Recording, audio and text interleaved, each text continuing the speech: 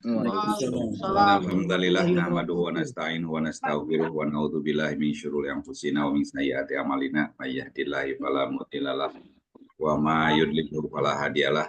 Asyhadu an la ilaha illallah wa asyhadu anna Muhammadan abduhu wa rasuluh la nabiyya ba'da. Hadirin jamaah Zumiyah pengajian Keluarga Besar Pelajar Islam Indonesia rahimakumullah. Marilah kita panjatkan puji syukur kehadirat Allah Subhanahu wa taala yang telah memberikan nikmat iman, nikmat Islam, nikmat kesehatan kepada kita.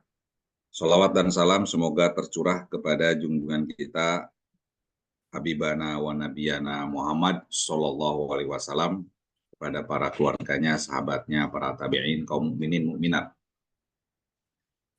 Yang saya hormati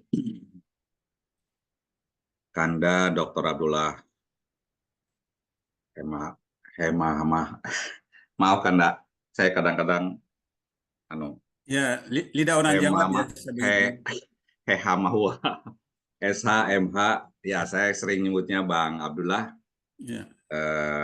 Sebagai penasihat KPK, ya juga aktif di topik terkait dengan korupsi, ya. Kita kenal peran beliau di pentas nasional.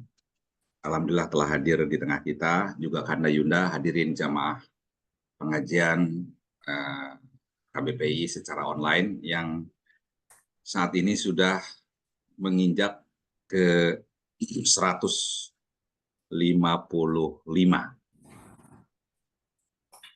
Pada pengajian kali ini,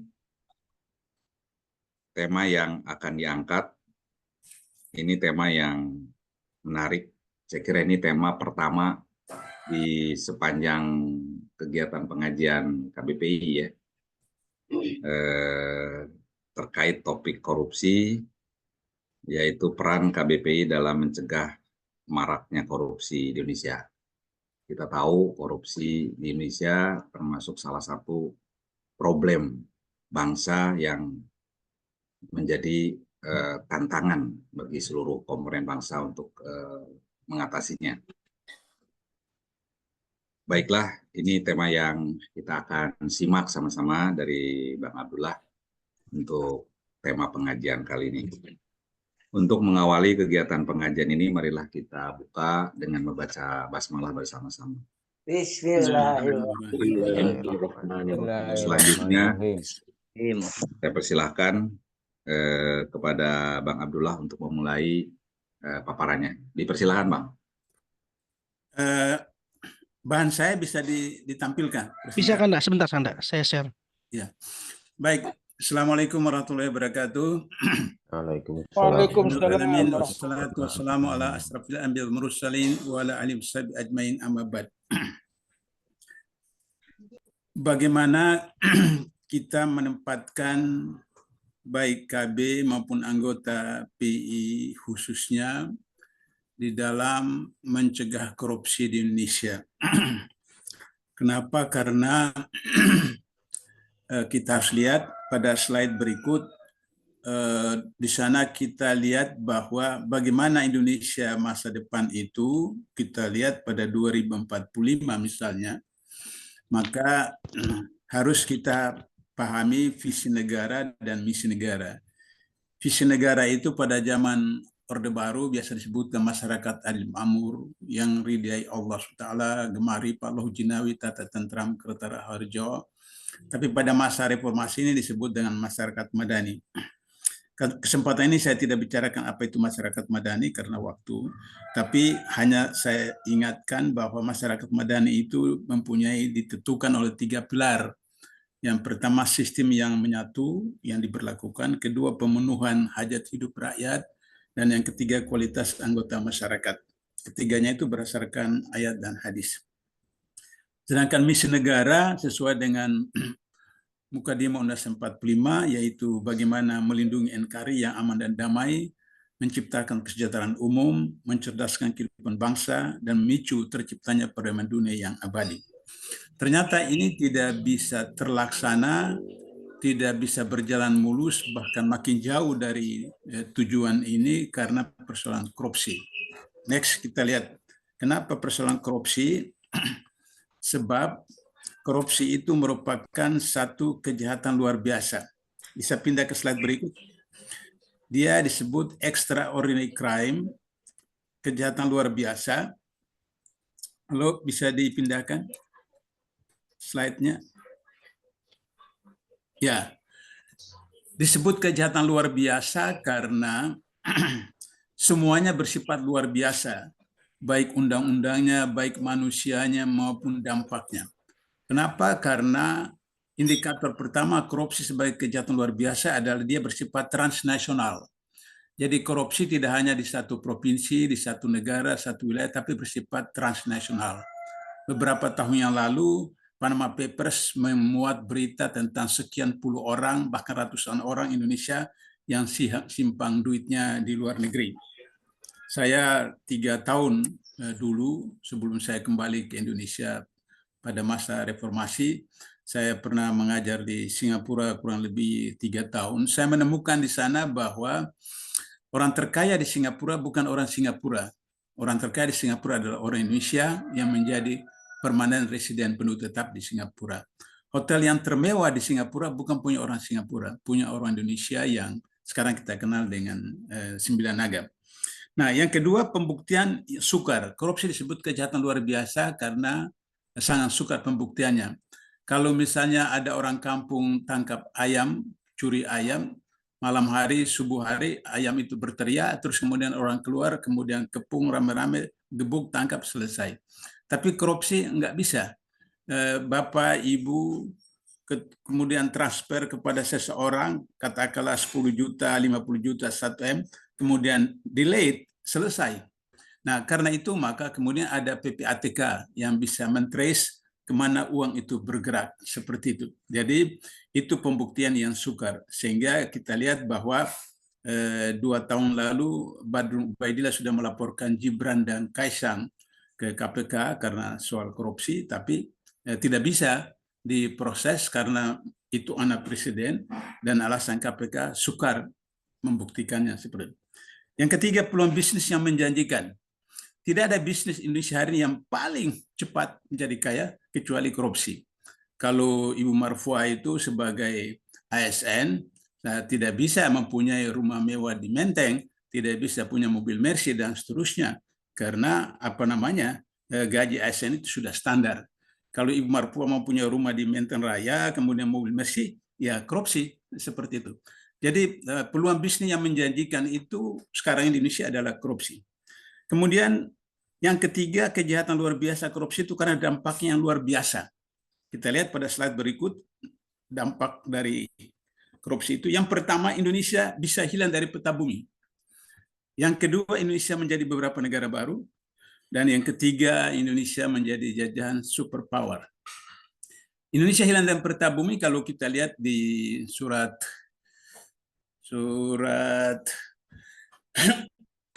Allah, saya lupa. Di sana dijelaskan bagaimana Allah mengisahkan kembali kaum Bani Nuh, kaum Bani Ad, kaum Bani Samud, dan itu yang dihancurkan karena kemaksiatan yang mereka lakukan. Dan hari ini ditemukan tanda-tanda atau indikator atau bekas-bekas dulu kerajaan-kerajaan pada zaman dahulu ditemukan oleh para ekolog internasional di dalam laut bahwa ada dulu pernah ada kerajaan, istana dan seterusnya. Yang kedua, kalau ditakdirkan Indonesia tidak hilang dari peta bumi, maka kemudian menjadi beberapa negara baru. Aceh, Papua Barat, pokoknya Iran Barat itu kapan-kapan saja bisa merdeka seperti itu. Atau Indonesia menjadi jajahan superpower. Nah, ini yang sudah terbukti hari ini. Nah, kita lihat data-data berikut. Next, silakan. Indonesia hilang dari peta bumi itu tahun 2050 diperkirakan seperti itu karena pertama secara internasional suhu bumi mencapai 60 derajat, penduduk bumi 9 miliar, perdagangan internasional macet karena setiap negara melindungi produk domestiknya, permukaan laut naik secara ekstrim 50 cm tahun 2050, 5 kota di dunia yang akan tenggelam yaitu Venesia, Italia, Beijing, China, Laos, Nigeria, Houston, Serikat dan Jakarta. Itu sekitar 2050. Jadi tidak ada reklamasi saja, maka bisa Jakarta 2050 itu hilang, apalagi reklamasi. Nasib baik ada Anies Baswedan yang menghentikan reklamasi di Jakarta. Nah, itulah gara-gara itu maka kemudian Anies tidak bisa terpilih jadi presiden dan juga gagal menjadi gubernur DKI periode kedua. Next, berikut. Bandara Soekarno-Hatta akan tenggelam atau berada di bawah permukaan laut pada tahun 2030 sebab tanah di Jakarta turun 2,5 meter dalam 10 tahun terakhir. Hal ini disebabkan penggunaan air tanah yang tidak terkontrol, tiadanya paru-paru kota, dan tanpa daerah serapan air yang cukup. Ada 24 pulau Indonesia telah lenyap dari permukaan. Pulau-pulau itu ada di antaranya berada di Aceh, Sumatera Utara, Papua, dan Riau. 1.500 pulau hilang di Indonesia tahun 2050. 1.500 pulau akan hilang di Indonesia tahun 2050. Next. Ini contoh. Tsunami Aceh. 1.700 orang meninggal untuk di Aceh saja. Kalau ditambah dengan di luar negeri yang pada waktu itu menjadi 2.000 lebih. Ini yang di Palu terakhir 3 tahun lalu 700 orang meninggal. Saya datang ke sana. Saya menyaksikan di 3 tempat yang bagaimana Allah membolak-balikan itu beberapa desa, berasa tempat seperti kalau ibu-ibu di rumah blender buah seperti begitu. Allah menghancurkan beberapa desa kemudian ditanam dalam tanah. Yang ketiga ini tsunami Pangandaran. 666 orang meninggal dunia. Kemudian gempa Jogja 5.800 orang meninggal beberapa tahun yang lalu. Itu contoh dari bagaimana Allah mengisahkan kembali tentang Allah bisa menghancurkan satu wilayah, satu negara, karena kemaksiatan yang mereka lakukan. Ini sebagai dampak dari korupsi. Next. Halo? Ya, Indonesia beberapa negara baru, Aceh, Riau, Papua, dan Papua Barat selalu bergejolak. Salah satunya menuntut merdeka. Indonesia hari ini sudah merupakan negara federasi, sebab bupati dan wali kota bisa langsung ke istana atau Jakarta tanpa perlu izin dari gubernur, sebab mereka bukan bawahan gubernur. Ini karena mereka dipilih langsung dalam pilkada. Jadi pilpres dan pilkada kita itu bertentangan dengan sila keempat Pancasila, kerakyatan yang dipimpin oleh hikmah kebijaksanaan dalam permusyawaratan perwakilan. Saya mewawancarai langsung Pak Nasir, Pak Burhan Haraha, Pak Saprudin, Pak Rum, waktu saya sama-sama dengan mereka di Kramatria 45 dari tahun 81 sampai 84. Saya tanya kenapa sila keempat itu diusulkan oleh Haji Agus Salim.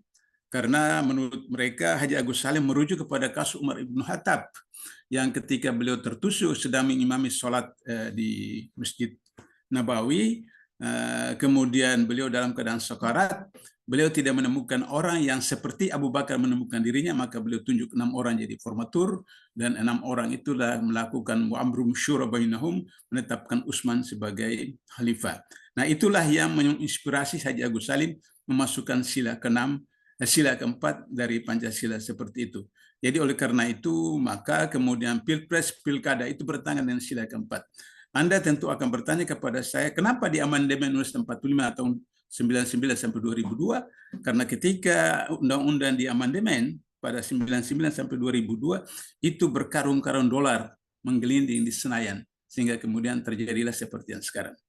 Pilpres dan pilkada bertentangan dengan sila keempat Pancasila. Next, berikut. Indonesia menjadi jajang superpower. Penduduk Indonesia hidup di bawah garis kemiskinan mutlak. Ini kemiskinan mutlak ya. BPS tahun 2023 itu 9,6%. Papua itu 27,53% orang miskin. Miskin mutlak. Miskin biasa itu lebih tinggi dari itu. Kalau menurut PBB hampir 50% penduduk Indonesia itu miskin. Tapi ini miskin mutlak. Papua Barat 21,7%. Jurang di antara Papua dan DKI 26,8% berbanding 4,44%. Jadi tingkat kemiskinan di desa naik menjadi 13,1%. Jadi saya bisa paham kalau Papua dan Papua Barat itu menuntut merdeka, karena jarak antara Jakarta dengan Papua itu sedemikian rupa, 26% berbanding 4% orang miskin. Jadi kalau agar supaya pemerintah pusat sadar bahwa Papua Barat tidak merdeka, dipersempit jarak antara orang miskin di Jakarta dengan orang miskin di Papua Barat dari 28-26% itu mungkin kemudian menjadi sempit, kecil sehingga kemudian bisa setara. Utang pemerintah 2014 saya ambil saja dari periode Jokowi sampai sekarang, 10 tahun pemerintahan Jokowi. 2014 utang pemerintah itu 3.500 triliun. 2015 itu 4.192 triliun. 2016 4.225 triliun. 2017 4.800 triliun. 2018 5.425 triliun. 2019 5.940 triliun. 2020 5.845 triliun. 2021 6.908 triliun, 2022 7.733 triliun, 2023 7.000 triliun, dan terakhir sekarang ini 8.300 triliun. Itu Bapak Ibu-Ibu, itu ada utang APBN. Ada utang kita yang non APBN, yaitu BUMN, itu sekitar 8.000 triliun, dan utang untuk membayar gaji purnawirawan TNI Polri dan ASN itu 4.500 triliun. Jadi total utang Indonesia hari ini adalah 20.000 triliun seperti itu.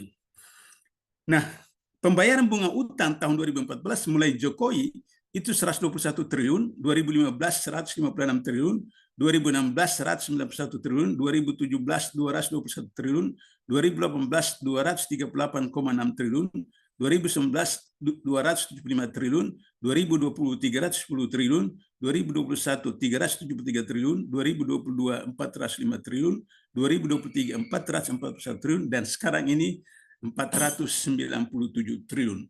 Jadi nanti 2025 tahun depan ketika Prabowo jadi presiden, maka utang jatuh tempo tahun depan dan bunganya itu 1.000 triliun. Jadi baru beberapa bulan nanti Prabowo jadi presiden, kalau jadi dilantik bulan depan itu, siapa tahu Simsalabim tidak jadi dilantik seperti itu. Maka kemudian itu harus pemerintah menyediakan 1.000 triliun untuk membayar utang jatuh tempo dan bunganya. Bunga ini sedemikian rupa luar biasa sehingga Indonesia tidak mendapat berkah karena kata Rasulullah, memakan riba sama dengan menjinah ibu kandung sendiri. Jadi sederhana sekali untuk kita tahu bahwa kenapa Indonesia mendapat musibah seperti ini, karena kita tidak diberkahi oleh Allah, karena salah satunya adalah kita menjinahi ibu kandung kita setiap waktu dengan cara memakan riba seperti demikian, bunga seperti demikian. Next, berikut. 14 dari 20 bank besar Indonesia dikuasai asing. Komunikasi, alat komunikasi, operator Indosat, XL, Telkomsel, milik Qatar, Singapura, dan Malaysia. Tidak ada milik kita. Konsumsi sabun Lex, pasta gigi Pepsodent, milik Inggris, susu SGM, milik Belanda, teh Sariwangi, milik Inggris, rokok Sampurna, milik Amerika Serikat. Sampurna ini yang kemudian merupakan satu dari 9 agam. Pabrik semen 3 roda milik Jerman, semen Gresik Meksiko, semua Cibinong milik Swiss. Perkebunan lebih dari 3 juta hektar kelapa sawit dan karet di Indonesia milik asing. Next. Ini contoh. Ini contoh. Mundur dulu. Ya, itu. Maju. Satu langkah. Ya. Ini lihat contoh di Papua. Bagaimana seorang ibu dengan anak kecilnya di rumah yang seperti begitu, mengurus anaknya begitu, kemudian dia harus pergi kerja seperti itu. Kemudian ini di di daerah Sukabumi, bagaimana seorang anak dengan ibunya dalam rumah yang sederhana seperti itu yang harus menanggung orang tuanya seperti itu. Next, berikut.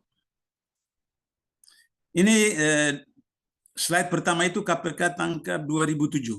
Itu di daerah Sumatera Selatan, saya lupa di kabupaten apa. Itu dia hanya mencuri semen itu, ketebalan semen itu, aspal itu 1 cm. Tapi panjang jalan itu puluhan kilometer, lebarnya puluhan meter. Maka ketika hujan berturut-turut 1 pekan, jeblos. Yang kedua ini tol di Cipali, seperti itu. Anda lihat itu. Ini tolnya Jokowi, karena Cipali ini tolnya Jokowi. Itu hanya beberapa waktu yang lalu itu kemudian ambruk karena korupsi. Ini 42 dari 45 anggota DPRD Kota Malang pakai bis, KPK angkut dengan bis.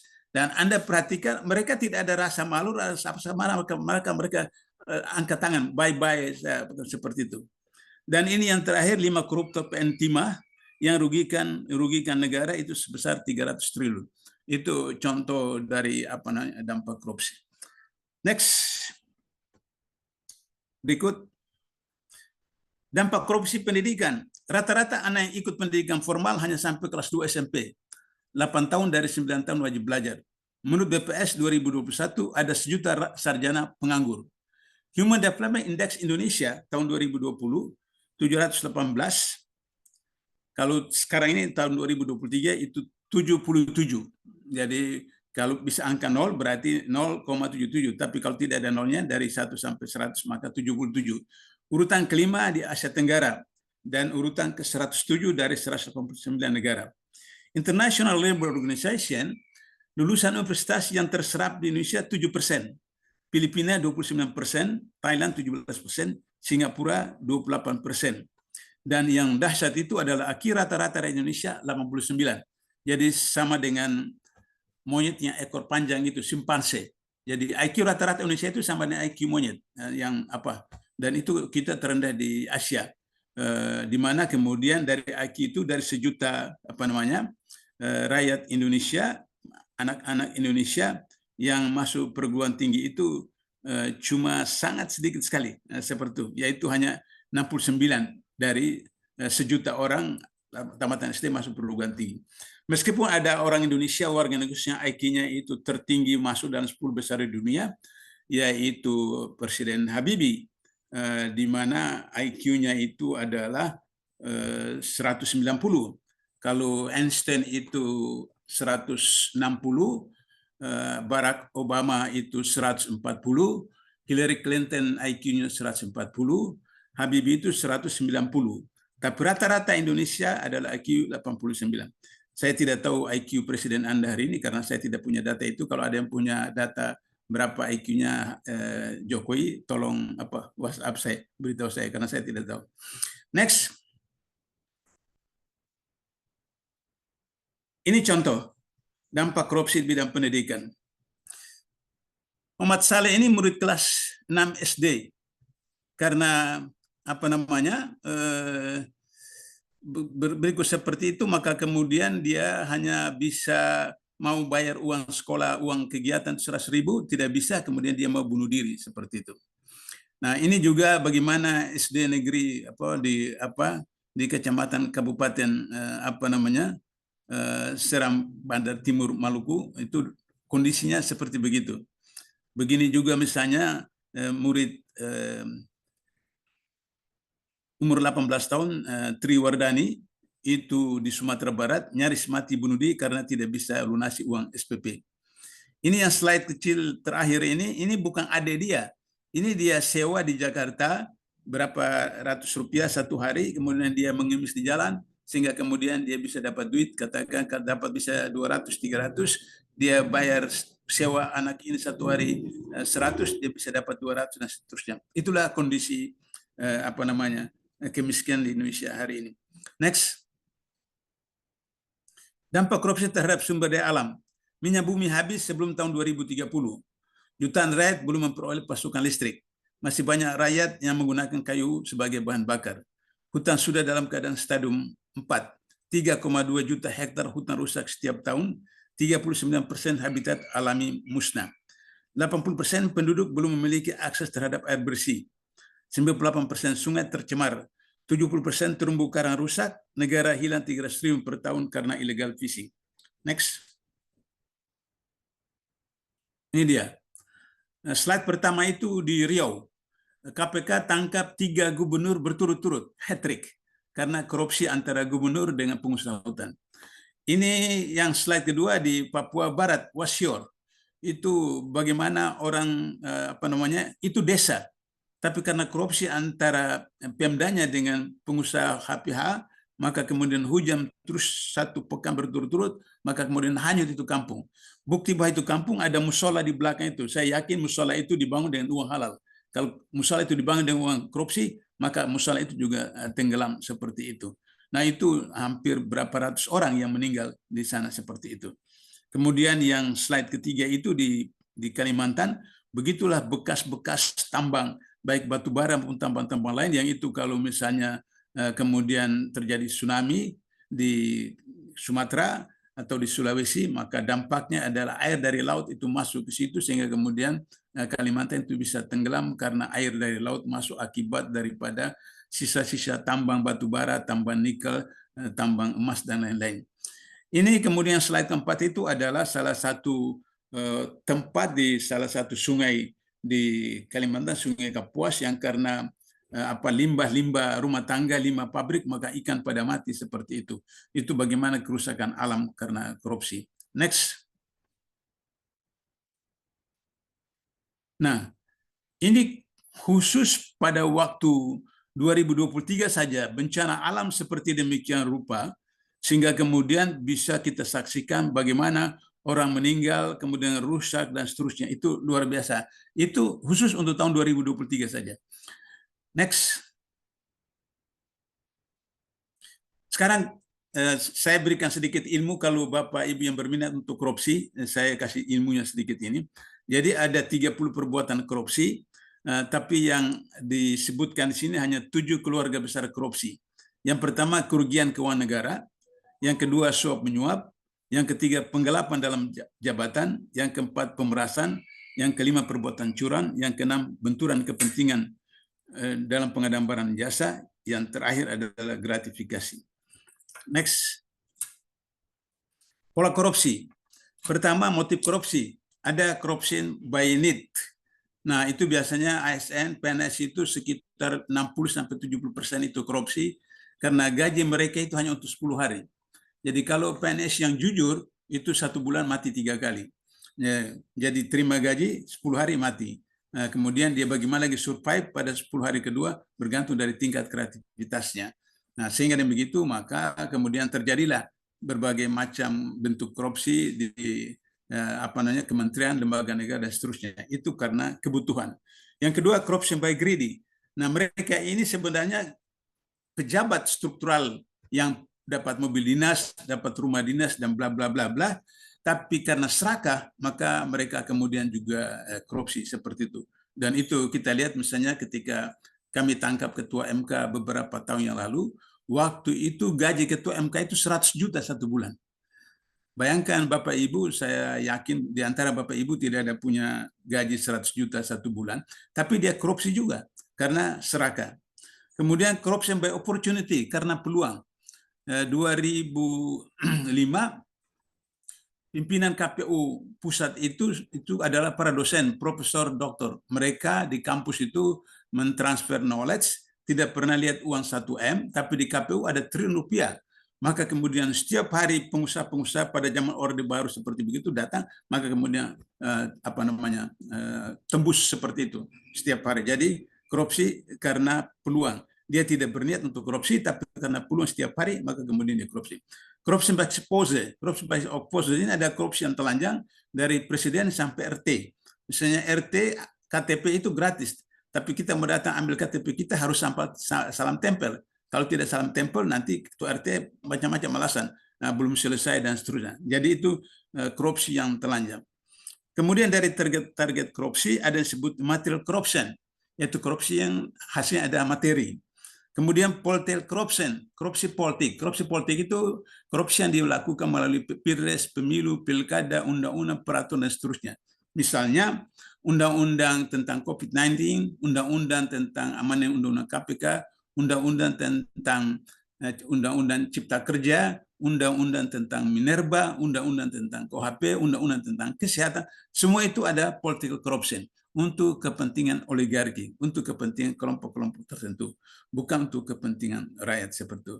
Dan terakhir ada intellectual corruption. Korupsi intelektual ini dilakukan oleh guru, dosen, ustadz, kiai, romo, mubalik, mubaligot, pendeta, pastor, dan seterusnya. Apa itu? Korupsi intelektual adalah korupsi yang dilakukan oleh orang yang punya ilmu, punya pengetahuan, punya data, tapi disembunyikan, dimanipulasi, untuk kepentingan golongan atau kelompok tertentu. Itulah korupsi intelektual.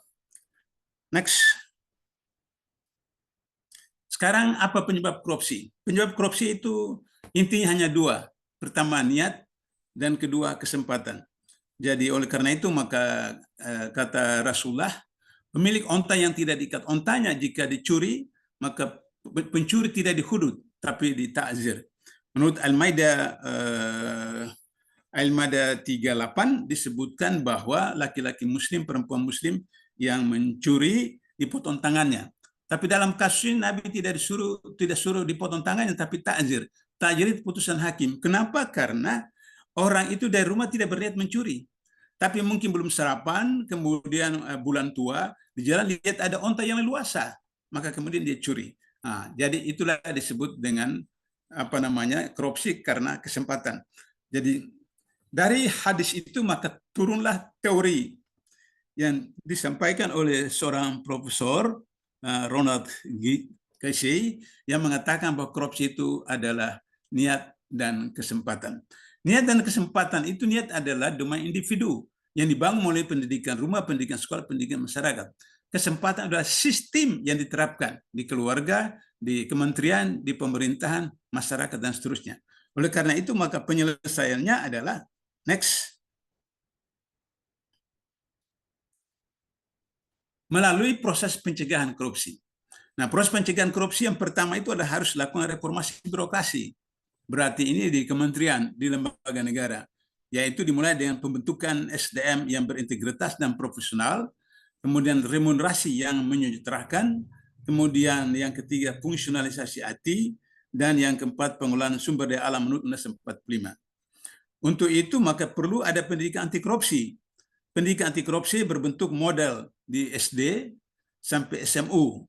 Tapi untuk perguruan tinggi perlu ada 2 SKS pendidikan perguruan tinggi. Dan KPK sudah lakukan sejak 2007-2008 seperti itu. Kemudian pengembangan warung jujur di sekolah atau di kampus. Warung jujur itu adalah warung yang dilaksanakan di sekolah atau kampus, tidak ada penjaganya, hanya dikasih nama, barang, harga, kemudian ada kotak kosong. Jadi datang orang lihat, misalnya beli air mineral, harga 7.000, dia punya uang 10.000, dia ambil, ada uang 3.000, situ dia ambil sebagai kembalinya. Kalau tidak ada uang kembali, ya sudah dia serahkan saja itu 10.000, jadi 3.000 jadi infak sedekah. Dan itu dilakukan oleh KPK di beberapa tempat dan itu berhasil. Artinya bahwa manusia itu pada dasarnya hanif, cenderung kepada kebenaran. Bagaimana situasi, sistem, kondisi yang diciptakan sehingga kemudian manusia itu terpelihara kehanifannya seperti itu. Kemudian praktek kejujuran dalam proses belajar mengajar seperti itu. Next. Kemudian peran serta masyarakat. Peran serta masyarakat itu perlu dilahirkan budaya anti korupsi. Masyarakat berpartisipasi dalam proses pemberantasan korupsi. Masyarakat aktif melaporkan kasus tipikor. Disinilah nanti peranan keluarga besar PII untuk melakukan hal itu. Itu dimulai dari pendidikan rumah, ya. Slide sebelah kiri itu pendidikan anti korupsi dimulai dari rumah, kemudian di sekolah, kemudian masyarakat, dan kemudian melahirkan pendidikan budaya malu. Kenapa tadi slide yang saya perlihatkan 42 dari 45 anggota DPRD Kota Malang ketika ditangkap KPK itu tidak tutup muka, tidak malu, tapi kemudian bye-bye, lambaikan kepada tangan kepada wartawan dan seterusnya. Jadi persoalan malu itu kata Rasulullah, malu adalah salah satu tanda daripada orang beriman. Nah, seperti itulah maka kemudian saya berpikir apakah Jokowi itu punya rasa malu atau tidak, atau kabinet-kabinet mereka yang profesor doktor itu kemudian menyembah kepada anak yang tidak tamat SMK seperti itu.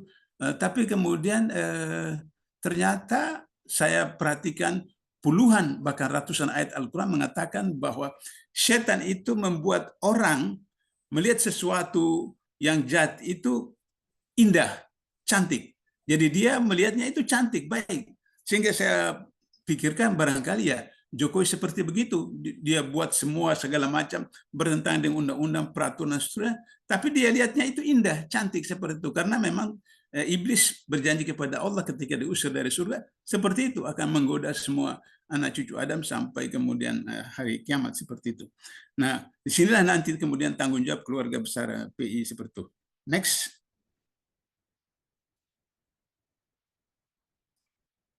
Peran keluarga besar membangun keluarga sakinah.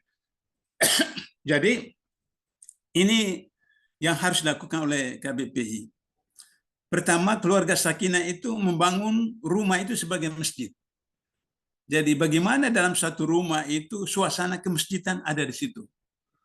Jadi misalnya kalau TV sekarang itu sudah ada TV swasta, channel apa segala macam, yang ada ngaji, ada dakwah dan seterusnya.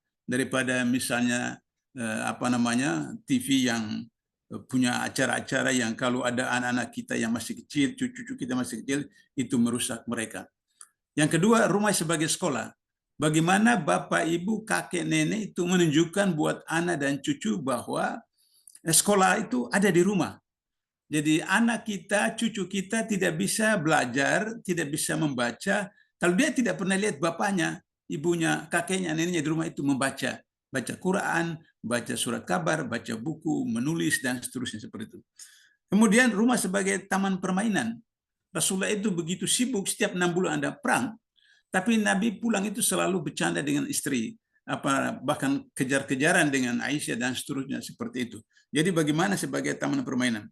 Rumah sebagai panti asuhan adalah bagaimana kita menciptakan anak kita atau cucu kita yang masih kecil itu ketika ada orang datang yayasan atau apa meminta sesuatu, maka kemudian kalau kita tidak punya rezeki ada, kita layani mereka dengan baik. Tapi kalau ada, kita kasih kepada anak kita yang masih anak-anak atau cucu kita 5.000, 10.000, kemudian berikan kepada yayasan atau orang-orang yang panti asuhan dan seterusnya, sehingga anak itu sejak kecil sudah terdidik untuk selalu memberi, Maka kemudian berlakulah adagium, tangan di atas lebih terhormat daripada tangan di bawah. Maka dia sampai besar itu secara psikologi dia selalu berusaha untuk memberi, sehingga dia akan menjadi kreatif, dia akan menjadi seorang yang mempunyai kemampuan untuk memberi, bukan menengadah tangan kepada orang lain seperti itu. Kemudian rumah sebagai pohon rindang, tempat bernaung musafir. Artinya bahwa ada diriwayatkan, disebutkan kepada Rasulullah bahwa seorang tetangga perempuan itu dia rajin sholat, dia saum, zakat dan seterusnya. Tapi mulutnya itu celupar, jahat kepada tetangganya. Kata Rasulullah masuk neraka. Nah, oleh karena itu maka bagaimana rumah kita itu seakan-akan pohon yang rindang bagi tetangga kita, bagi masyarakat, sehingga anak-anak kita, cucu kita daripada bermain di tempat lain, lebih baik mereka main di rumah, sehingga kemudian dalam kontrol kita, nanti kemudian dia akan cerita bahwa kalau bapak itu, ibu itu, kakek itu, nenek itu, kalau kita di rumahnya dilayani kami dengan baik, sehingga ada persoalan apapun, mereka tetangga kanan, tetangga kiri, tetangga belakang, tetangga depan, ada persoalan apa saja, keluarga, ekonomi dan sebagainya, datang kemudian kita layani dengan baik, maka kalau kita tidak punya kemampuan untuk membantu secara material, tapi setidaknya mereka mendapatkan semacam motivasi spiritual dari kita, sehingga akhirnya kemudian mereka bisa menjadi lebih baik, lebih tenang, dan seterusnya.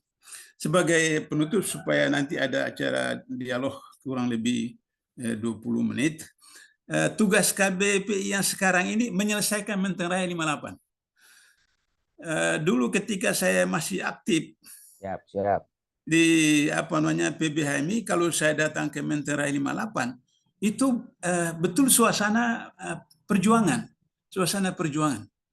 Tapi ketika sekarang saya biasa khutbah Jumat di Menteng Raya 58, saya datang, menyeramkan seperti itu. Jadi tidak ada suasana kepelajaran, tidak ada suasana kemahasiswaan, tidak suasana perjuangan seterusnya. Nah, saya tidak tahu bagaimana, saya sudah dengar sejak berapa tahun yang lalu bahwa akan diselesaikan itu. Nah, seperti itu. Jadi oleh karena itu, maka ini salah satu program KB yang harus diselesaikan itu, bagaimana yang menyelesaikan persoalan Menteng Raya 58 itu. Jangan lupa bahwa Menteng Raya 58 itu punya masyumi. Begitu juga misalnya kantor PBHMI di Pondok 16 itu punya masyumi, dan beberapa tempat-tempat yang lain di Palembang misalnya yang di situ kantor sekretariat HMI, sekretariat PI, sekretariat GPI, tapi itu juga punya masyumi seperti itu, dan di beberapa tempat-tempat yang lain. Jadi oleh karena itu maka saya mohon betul bahwa KBPI memprioritaskan bagaimana menyelesaikan soal Menteri 58 itu, apakah misalnya dengan cara semacam MOU dengan beberapa tokoh keluarga besar yang misalnya dulu saya dengar bahwa mau dibangun gedung sekian tingkat seperti itu, kemudian untuk sekian tahun kemudian menjadi milik KBPI atau milik PI dan seterusnya. Nah, saya kira itu yang paling diprioritaskan, sehingga dengan begitu maka saya sebagai penutup saya katakan bahwa 8 tahun saya di KPK itu biasanya saya malu pernah menjadi ketua PB HMI. Kenapa? Karena yang ditangkap oleh KPK itu sekitar 10% itu alumni HMI. Dan biasanya kalau alumni HMI itu dia juga PI. Jadi dari PI ke HMI. Jadi sehingga begitu maka jangan terlalu bangga bahwa ketua MPR, menteri ini apa segala macam. 3 Menko di Jokowi ini adalah orang PI, HMI. Sehingga dengan begitu maka problemnya adalah problem bagaimana menyelesaikan persoalan seperti itu. Nah, ini ada yang slide terakhir, saya lupa. Ini adalah, kalau misalnya Bapak Ibu yang aktif di ASN atau di lembaga negara atau apa saja, ini konsep saya untuk pembangunan nasional pada menghadapi tahun 2045. Bagaimana institusi pendidikan itu sejalan seirama dengan industri dasar. Jadi di tingkat kecamatan ada sekolah menengah kejuruan, kemudian tingkat kabupaten ada diploma kejuruan, kemudian di tingkat provinsi ada sarjana kejuruan. Dia simetris, dia linear dengan industri dasar yang ditegakkan atau dipraktekkan, yaitu di tingkat kecamatan ada industri prasarana, kemudian di tingkat kabupaten ada industri eksplorasi, kemudian di tingkat provinsi ada industri perdagangan wisata. Saya berikan contoh, misalnya di Papua itu tidak perlu ada Papua Barat, pokoknya Irian Barat itu tidak perlu ada fakultas kedokteran, tidak perlu ada fakultas hukum, tidak perlu ada fakultas sosial politik. Yang perlu di Irian Barat itu adalah, atau di Papua itu adalah fakultas kelautan, fakultas pertanian, fakultas kehutanan, fakultas pertambangan. 4 fakultas itu menjadi prioritas karena sumber daya alamnya seperti itu. Sehingga kalau di tingkat kecamatan ada sekolah kelautan di pinggir laut, tepi laut itu, maka kemudian tingkat kecamatan industrinya ada industri kelautan, buat perahu, buat bot dan seterusnya sampai ke tingkat provinsi. Lantas kalau orang Papua mau jadi dokter gimana? Datang ke UNHAS. Kalau orang Papua misalnya mau jadi sarjana hukum gimana? Datang ke UNHAS dan seterusnya. Kenapa? Dengan mereka belajar di Papua, di UNHAS atau di tempat lain di Indonesia, maka lahir nasionalisme mereka ada. Di Makassar, mereka kenal dengan orang Makassar, kenal dengan orang Bugis, kenal dengan orang Jawa, kemudian menikah, pulang ke Papua, nasionalisme yang ada. Tapi kalau kondisi seperti hari ini, seperti demikian, maka jangan lupa bahwa sumber daya alam terbesar di Indonesia itu ada di Papua. Ada di Irian Barat, Papua Barat yang jadi 4 provinsi sekarang. Nah, Bapak Ibu harus tahu bahwa kenapa dulu diciptakan Papua dan Papua Barat ketika reformasi, supaya orang Irian Barat itu tidak bersatu, supaya dipecah belahkan menjadi Papua Barat, supaya kemudian tidak menuntut merdeka. Nah, sekarang dibuat jadi 4 provinsi, supaya kemudian masing-masing sudah punya kekuasaan, jadi raja-raja kecil, jadi gubernur, bupati, tidak perlu lagi untuk bersatu untuk kemudian menuntut merdeka, seperti itu. Nah, sehingga dengan begitu, maka ketika mereka punya semua ada, sumber daya alam banyak, akhirnya pada waktu tertentu mereka kata, apa kita bergantung kepada Jakarta, bergantung kepada pusat. Kita bisa sendiri kok. Maka kemudian bisalah seperti itu agama merdeka. Kalau Aceh merdeka, saya tidak apa-apa. Karena Aceh kalau merdeka, dia jadi negara Islam. Tapi kalau Papua merdeka, itu sumber daya alamnya banyak sekali, dan dia tidak merupakan daerah yang mayoritas Muslim. Meskipun Papua Barat itu sudah 50% lebih Muslim, tapi yang lain itu mayoritas mereka seperti itu. Sehingga dengan demikian, pendekatan terhadap Papua itu berbeda dengan pendekatan terhadap Aceh. Kenapa? Karena Aceh itu orang Melayu dan kemudian pemerintah pusat memberikan beasiswa bagi anak-anak Tokogam sekolah di Malaysia, sekolah di Jakarta, sehingga kemudian lahir nasionalisme kembali ke ke Aceh menjadi warga negara Indonesia. Kalau Papua lain, Papua itu bukan ras Melayu, Papua itu ras Afrika, sehingga begitu pendekatannya berbeda. Pendekatannya pendekatan internasional. Sehingga dengan begitu, maka kemudian pemerintah pusat harus, kalau misalnya pendekatan seperti sekarang dipecah-pecahkan supaya mereka tidak bersatu, tidak menyelesaikan persoalan seperti itu. Nah, diperlukan kearifan agar supaya bagaimana menyelesaikan Papua, Papua Barat, Papua Selatan, Papua Barat Daya seperti itu, sehingga kemudian pendekatannya pendekatan dakwah yang dilakukan oleh KBPI di sana, teman-teman di sana, sehingga kemudian kesadaran itu ada, sehingga demikian kalau transmigrasi dari Madura, transmigrasi dari Jawa Barat, transmigrasi dari Sulawesi Selatan, transmigrasi dari Jawa Timur, maka mudah-mudahan pada waktu tertentu, mungkin 2045, mayoritas penduduk di Papua, Papua Barat, Papua Daya, Barat Daya seperti itu sudah Muslim. Saya kira itu barangkali ada 15 menit untuk bisa kita tanya jawab dialog. Saya kembalikan kepada moderator. Terima kasih. Bila taufiq hidayah. Wassalamualaikum warahmatullahi wabarakatuh. Waalaikumsalam warahmatullahi wabarakatuh. Terima kasih Bang Abdullah. Mohon izin saya mendapat tugas cadangan nih dari Sekjen. Ya. Over. Anda, Bapak, Ibu, sahabat-sahabat sekalian, pada pagi hari ini yang berkenan untuk menyampaikan pertanyaan, tanggapan. Amir Faisal. Mohon raise hand biar bisa terbaca ya. Ini yang sudah raise hand Pak Jahrawi, Pak Jahuri dari Bantul ya. Ya, dari Bantul, dari Pak Amir Faisal ini namanya masuk dalam bursa ya. Ya, saya kira 2-3 ya sama Pak Abdul AMM ini dari Madura nih, ya, Pak Dubes kita. Silahkan Pak Jahrawi. Assalamualaikum warahmatullahi wabarakatuh. Waalaikumsalam. Alhamdulillah. Selamat pagi yang hormat Bapak Mahwa Abdullah. Iya. Semoga bisa awet, sepuh, tua, sehat, manfaat. Amin. Terima kasih pada moderator yang terhormat. Kemudian yang ingin saya sampaikan bahwa fakta yang ada ini adalah bukti bahwa pendidikan nasional kita gagal dalam berbangsa, bernegara, berkonstitusi, Pancasilais. Ini pun kita masih mengalami kegagalan. Faktanya sebelum reformasi, kalau menjadi caleg pemilu ini kan tidak terlalu banyak mengeluarkan biaya. Sekarang pasca reformasi ini kalau menjadi caleg ataupun eksekutif pilkada dan pilpres dan selanjutnya dan yang lain ini menghabiskan anggaran yang besar, bahkan ada pendananya. Nah, ini adalah hal-hal yang menjadi celah Indonesia didominasi oleh pihak-pihak yang berkepentingan, dalam hal ini kapital liberalisme.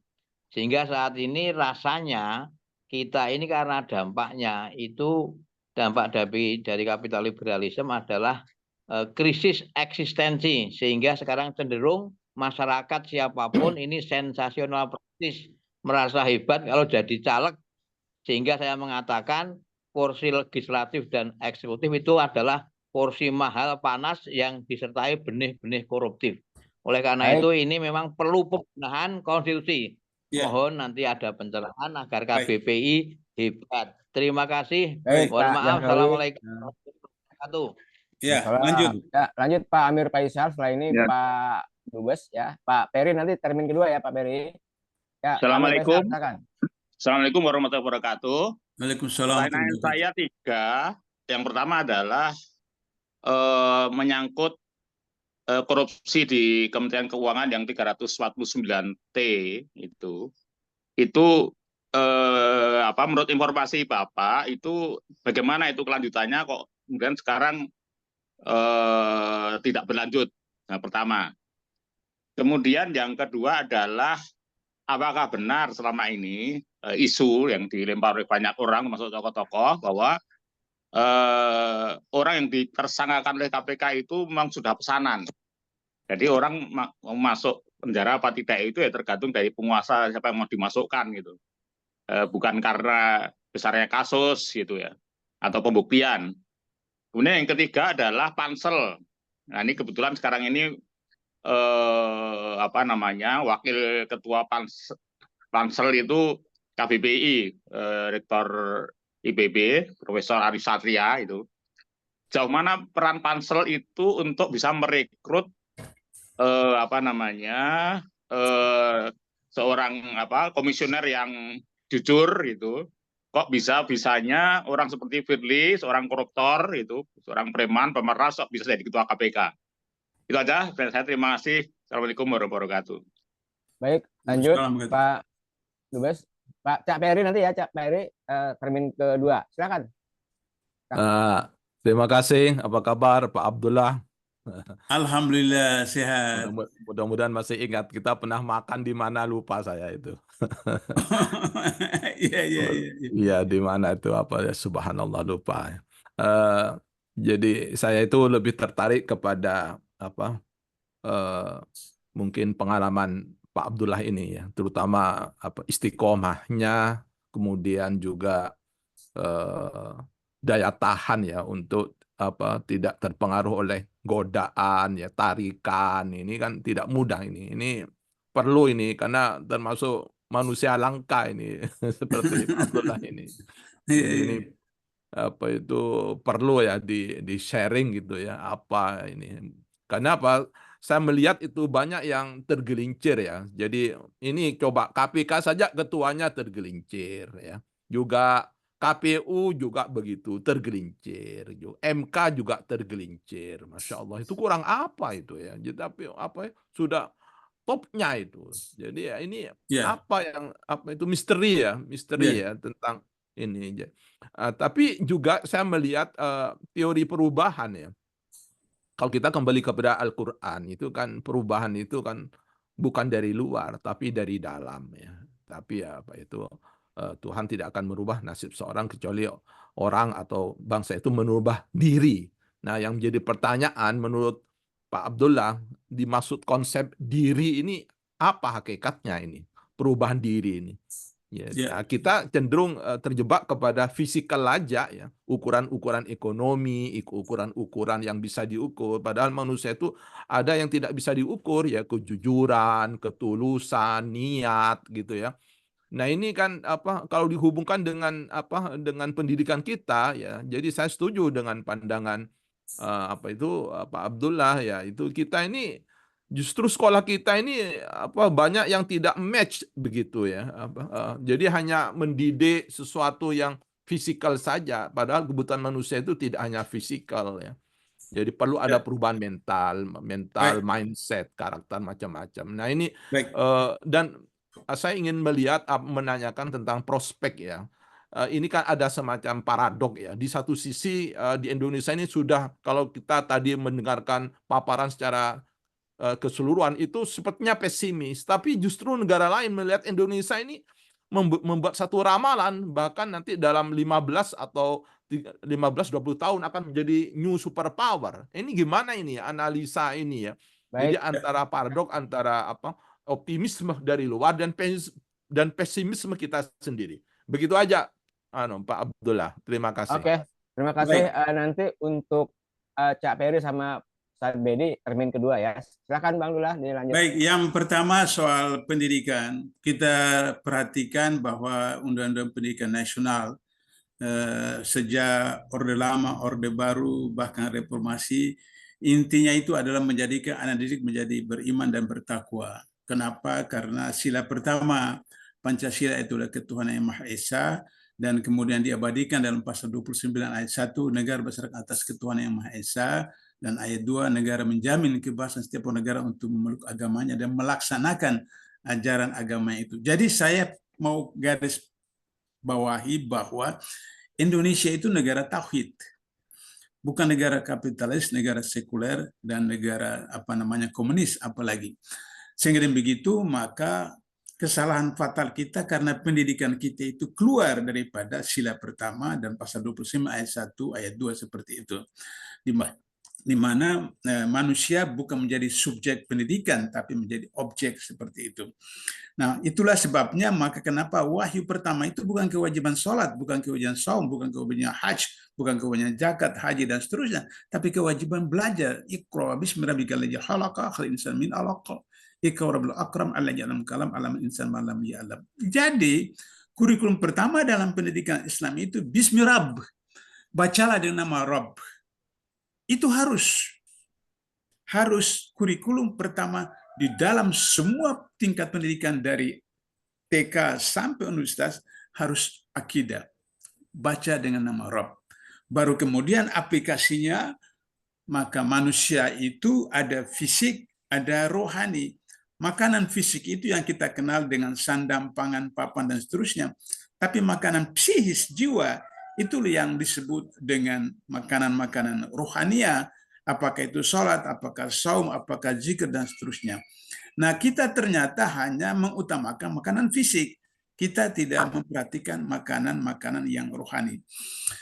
Ketika Menteri Pendidikan yang sekarang, saya tahu bahwa beliau itu tanda petik ateis. Sehingga pendidikan kita dibuat seperti bagaimana ojek. Kenapa? Karena saya kenal bapaknya. Saya kenal bapaknya karena bapaknya dengan saya pernah sama-sama 1 bulan di KPK. Karena ada kasus pelanggaran kode etik oleh pimpinan KPK.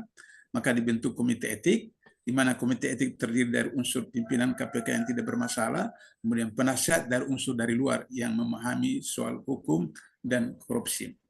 1 bulan kami di KPK bersama-sama, kami sholat zuhur, asar berjamaah, dia tidak pernah sholat. Dia tidak pernah sholat. Kalau alasan sholat di rumah, pulang jam 5, bagaimana sampai di rumah mau sholat seperti itu. Jadi ketika anaknya jadi menteri pendidikan begitu, saya paham, oh iya, peribahasa mengatakan, buah jatuh tidak jauh dari pohon, seperti itu. Nah, oleh karena itu, maka tidak ada pilihan lain, pendidikan harus kita kembalikan kepada asalnya, sesuai dengan wahyu pertama seperti itu.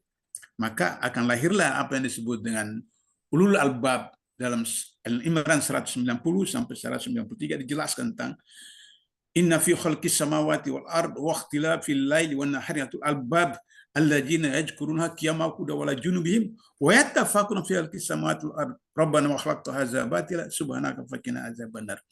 Jadi ulul albab, orang cerdas itu tidak identik dengan sarjana. Kenapa? Karena KPK tangkap dari 2004 sampai sekarang sudah 1.000 lebih, 1.500 orang yang ditangkap KPK. 86% mereka itulah sarjana. Ada S1, ada S2, ada S3, ada profesor, guru besar. Ada menteri agama, dan seterusnya seperti itu. Jadi, orang cerdas tidak identik dengan sarjana. Tapi dijelaskan dalam Al-Imran itu, Bapak Ibu bisa cek, Al-Imran 190-193, ada 7 kriteria orang cerdas. Nah, itu pertama, jadi harus pendidikan kembali. Nah, pendidikan itu ada pendidikan rumah, ada pendidikan sekolah, ada pendidikan masyarakat, seperti itu.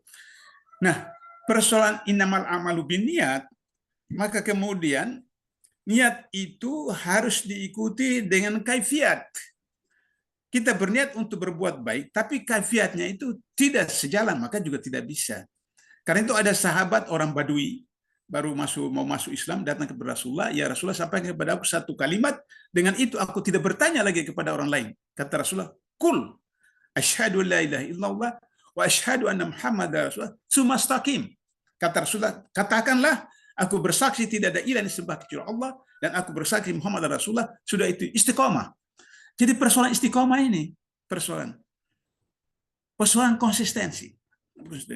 Nah, oleh karena itu maka ketika kita tahu kecil dilakukan tambah 2, tambah 3, tambah 4 sehingga kemudian menjadi istiqomah. Jadi tadi kalau dibicara tentang istiqomah, maka dimulai dari awal. Niatnya kemudian bertambah, jadi saya selalu menggunakan teori snowball. Snowball itu dari bukit, itu kecil, tapi bulat seperti kelereng. Dia menggelinding sampai di bawah besar seperti bola, tapi terlalu bulat. Nah, itu yang disebut dengan udhulu fisil mekafa. Masuklah dari Islam secara totalitas. Nah, itulah satu cara untuk melatih kita istiqomah, konsisten.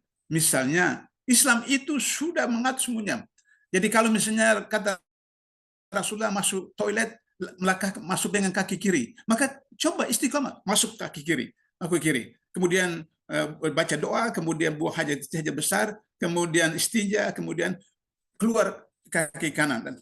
Nah, itu diikuti saja seperti itu. Bangun tidur, mau tidur baca doa, mau bangun tidur baca doa, dan seterusnya. Jadi itu dari kecil-kecil sampai besar seperti itu. Itu latihan untuk bisa istiqomah seperti itu. Kemudian ingat saja bahwa akhirat itu luar biasa, nerakanya itu mengerikan. Jadi kalau ingat neraka itu, Bapak Ibu selalu jangan, neraka luar biasa mengerikan seperti itu. Nah, kemudian soal bahwa KPK membuat pesanan atau seseorang ditetapkan karena penguasa, kalau zaman Firly itu betul, saya akui itu Firly. Karena Firly itu orang Jokowi, Firly itu orang Tito. Waktu dia deputi penindakan, saya sudah pensiun di KPK, saya dipanggil, waktu itu saya direktur pasca sarjana di salah satu universitas swasta di Sumatera Selatan. Saya terbang datang ke Jakarta, kemudian akhirnya saya dimintai keterangan sebagai ahli. Sebelum diajukan pertanyaan, ditayangkan video singkat.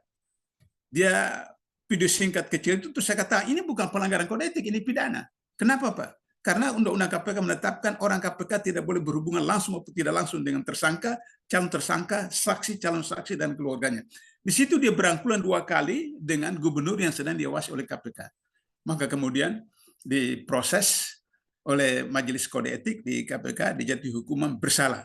Tapi belum keluar SK pemecatan dari pimpinan KPK, dia ditarik oleh Kapolri karena mereka sama-sama orang Sumatera Selatan, ditugaskan jadi Polda Sumatera Selatan, kemudian dia ikut pendaftaran pimpinan KPK, seleksi KPK pada waktu 2017 itu, dan kemudian lolos sampai ke DPR. Pimpinan KPK kirim surat resmi ke DPR dan Presiden bahwa orang ini bermasalah di KPK, tapi bulat suara.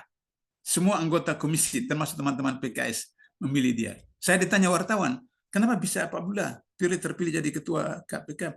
Karena dia mantan deputi penindakan, mengetahui kasus-kasus mereka yang pansel maupun DPR. Karena itu maka tersandra seperti itu. Tugas Firly di sana adalah menyelamatkan Tito, bosnya, dan Presiden tidak terlibat dalam kasus kasus Harun Masiku, tapi kemenakan dari Jokowi terlibat dalam kasus itu, sehingga kemudian tugas Firly ada mengamankan Tito dan Jokowi. Nah sekarang pansel yang dibentuk itu dari sekian orang itu cuma saya kenal ketuanya. Ketuanya itu pernah beberapa bulan di KPK pada waktu 2004 seperti itu. Yang lainnya orang Jokowi.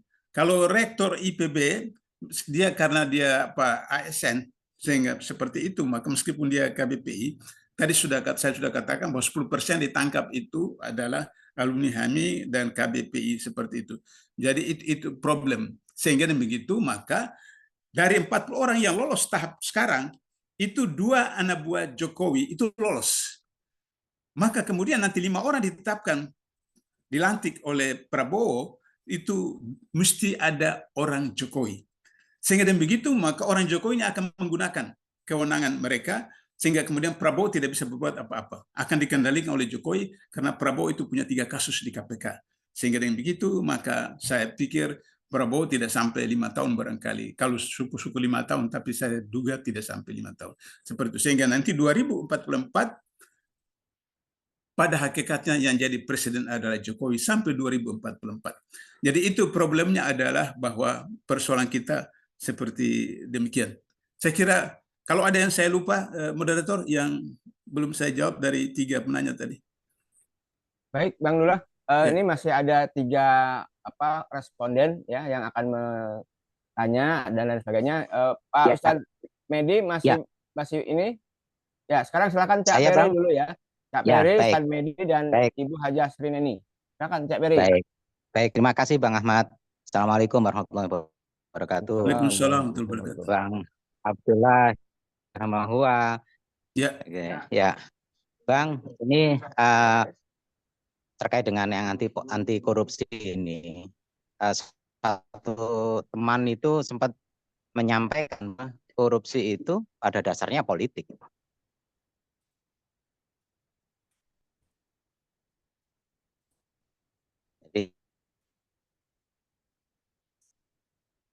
Tentang teori suara terputus Kang Peri suaranya. Suaranya ini oleh saudara sinyal kita yang mungkin, mengatakan Cak. itu adalah korupsi. Halo, ya, korupsi Mungkin adalah videonya korban dimatikan pembangunan. aja, Cak Peri. Oh Videonya ya, ditutup ya, aja. ya. Biar ininya. Nah, oke. Baik, baik. Terima kasih ya. Nah, pertanyaan saya, Bang, kalau sejatinya bahwa politik itu adalah korupsi itu adalah selalu politik, Bang, gitu. Jadi apa sebenarnya yang dapat menghentikan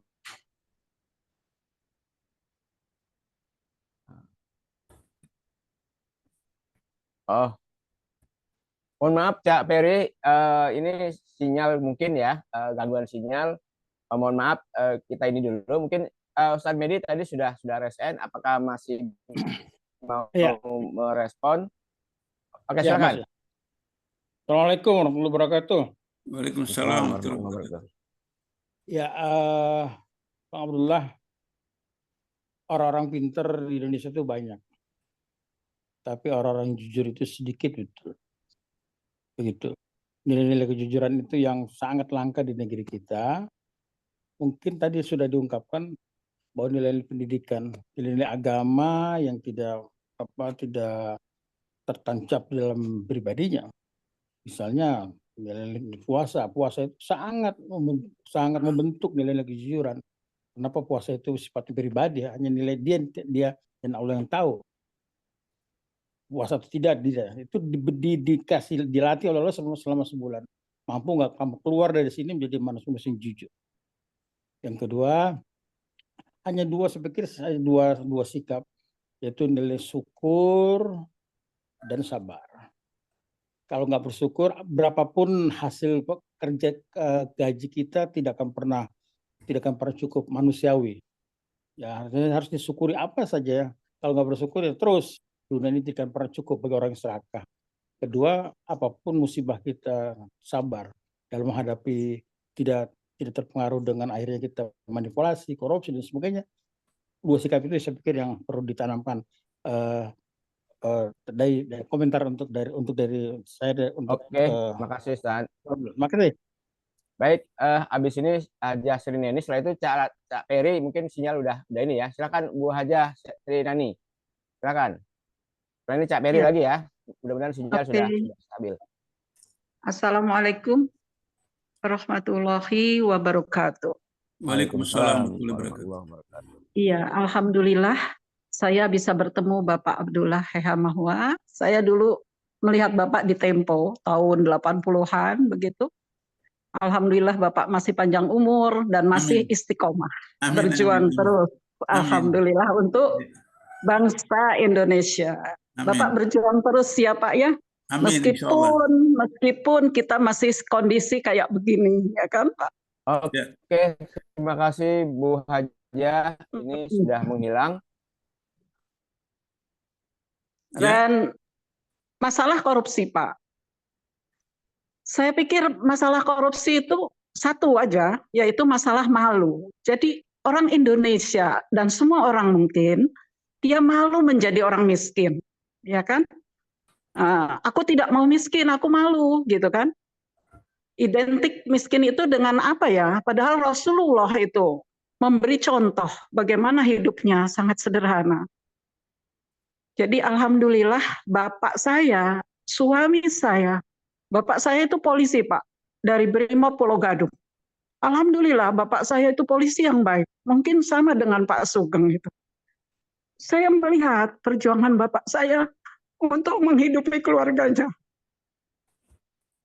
Beliau bilang, saya ini mencintai Bung Karno. Jadi bapak saya dan suami saya itu idolanya Bung Karno. Katanya Bung Karno itu baik, katanya Bung Karno itu memberi ajaran yang baik. Jadi bapak bilang gini, sebaiknya ajaran Bung Karno itu disebarluaskan gitu. Nah kalau Bung Karno itu baik, saya berharap Bu Megawati juga baik, ya kan? Beliau seorang tokoh dan ketua partai politik yang terkenal. Saya berharap beliau itu mengajarkan yang baik-baik, gitu kan? Sehingga Indonesia menjadi baik, begitu. Yeah. Nah, tapi kenyataan kan Indonesia sekarang seperti ini. Orang suka korupsi karena malu menjadi miskin atau juga serakah, gitu ya. Nah, ini Pak, saya harap Bapak terus berjuanglah untuk Indonesia, Mudah-mudahan suatu hari Indonesia menjadi baik begitu. Amin, amin. Terima kasih Pak. Baik, terima Assalamualaikum kasih. warahmatullahi wabarakatuh. Waalaikumsalam Waalaikumsalam warahmatullahi. warahmatullahi Silakan Pak Didi dari Kalimantan Selatan nih, Ketua KB Kalimantan Selatan. Silakan Pak Didi. Assalamualaikum warahmatullahi wabarakatuh. Waalaikumsalam warahmatullahi wabarakatuh. Yang terhormat Bapak Abdullah Hemahua ya. Ini adalah tokoh idola kita ya dalam pemberantasan korupsi di Indonesia. Senang Pak bisa mendengarkan ceramah Bapak ya, Pak Ahmad dan Bapak para HBP semuanya. Saya dari Kalimantan Selatan Pak Abdullah. Oh iya. Ya, saya menyimak dari tadi pagi ya. Jadi pertanyaan saya normatif saja Pak ya. Jadi bagaimana kalau seorang ASN itu yang bekerja di kementerian, lembaga, dinas, instansi bisa mencegah terhindar atau dari godaan melaksanakan korupsi gitu Pak. Karena lingkungan itu kan tidak jelas Pak ya. Kadang-kadang ada yang menggoda, kadang-kadang ada yang abu-abu. Saya kira itu saja Pak Ahmad pertanyaan saya untuk Pak Abdullah.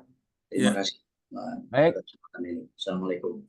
Waalaikumsalam. Baik, terima kasih Pak Didi. Ini sebetulnya saya berharap teman-teman dari Papua ini hampir seluruh KB wilayah di Papua banyak yang hadir, tapi ini mungkin karena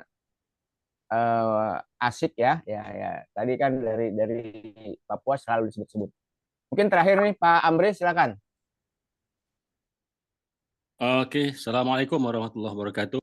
Waalaikumsalam warahmatullahi wabarakatuh. Salam kenal Pak Hemahua, saya Amri. Sekarang menetap di Kuala Lumpur Pak. Oh, Masya Allah. Saya dengar cerita juga dalam sejarah Pak Hemahua pernah tinggal bermukim di Kuala Lumpur. Saya nggak tahu nih, apakah itu dalam tanda petik pelarian atau apa? Itu cerita. Iya. Saya ketika kuliah S2 di UKM, jadi teman-teman bertanya kepada salah seorang profesor, Prof, bagaimana Prof melihat perbedaan korupsi Indonesia dan Malaysia begitu? Jadi Prof ini bilang begini, korupsi itu adalah fenomena global, artinya itu terjadi di mana-mana begitu.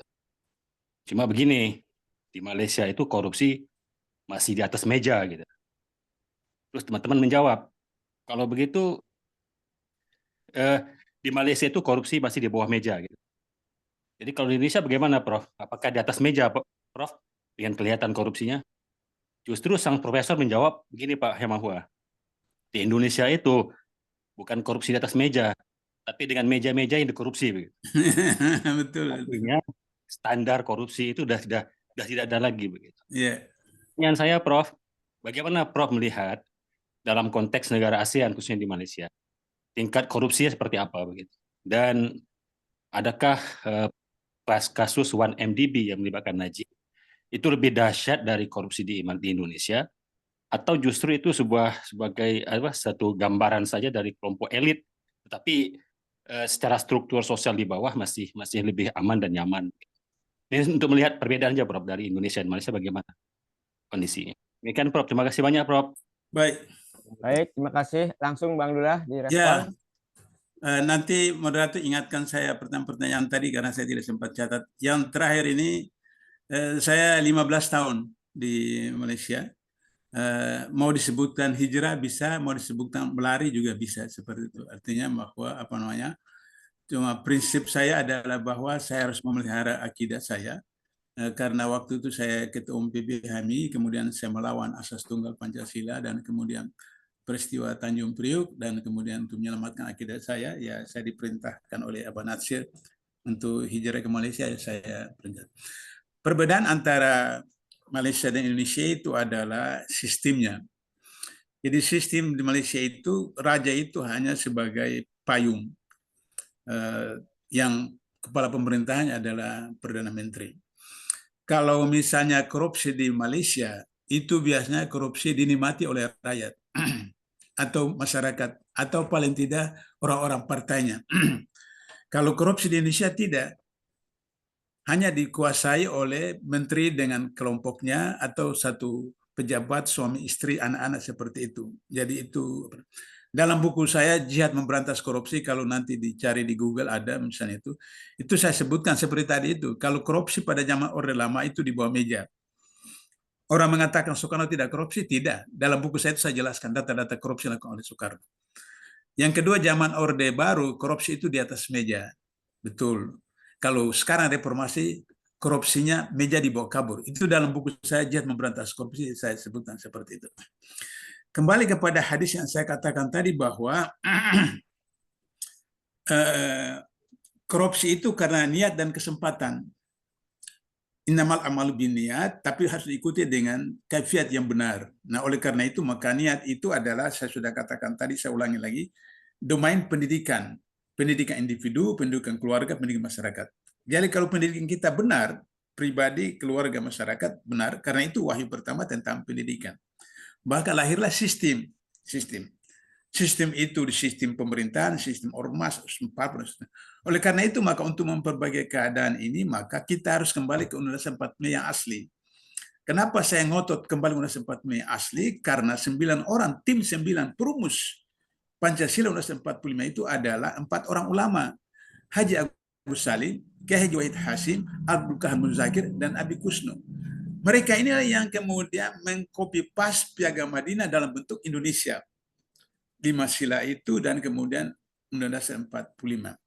Nah, ketika kemudian Soeharto berkuasa, kolusi, nepotisme, korupsi itu pada keluarga Soeharto dengan kemudian yang sekarang dikenal oleh 9 naga itu, maka kemudian mereka menjadilah menguasai.